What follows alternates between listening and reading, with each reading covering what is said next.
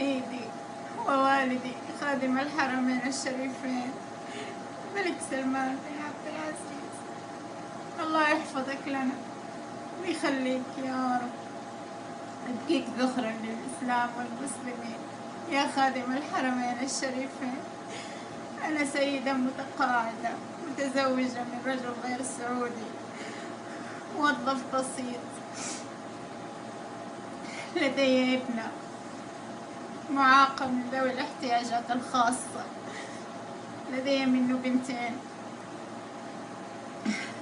راتبي كله بيروح استقطاعات لديون. اضطريت اني انا اتسلف من الناس لانه حصلت لي ظروف، وصرت اخذ واسدد دين بدين لغاية وزادت الديون علي، تراكمت وصارت لي هم بالليل وذل بالنهار. شركات يطالبوني وأفراد يطالبوني بفلوس وأنا ماني قادرة أسدد، وحتى لو قدرت أسدد إني أروح أتسلف من الناس عشان أعطي ناس. خلاص تعبت، أنا تعبت من كثر الديون يا خادم الحرمين الشريفين. والله إن الديون هذه صارت بالنسبة لي هم بالليل وذل بالنهار، ماني عارفة إيش أسوي. حاولت إني أسافر الرياض عشان أقابلك، ما قدرت، ما وصلوني لك يا خادم الحرمين الشريفين. حاولت إني أجيك الرياض عشان أشرح لك ظروفي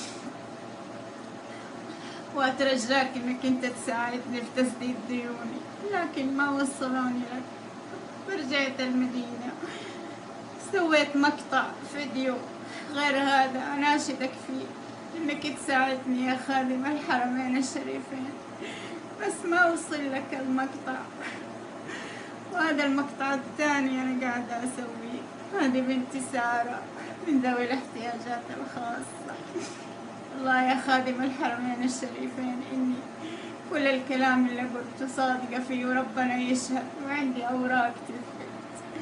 أبغاك الله، يعني أنتم معروفين أبناء آل سعود، معروفين بالكرم، معروفين بالجود، معروفين بمساعدة المحتاجين، وأنا امرأة ضعيفة أطلب من الله سبحانه وتعالى ثم منكم إنك توقف معايا وتنظر لي نظرة الأب الحنون يا خادم الحرمين الشريفين.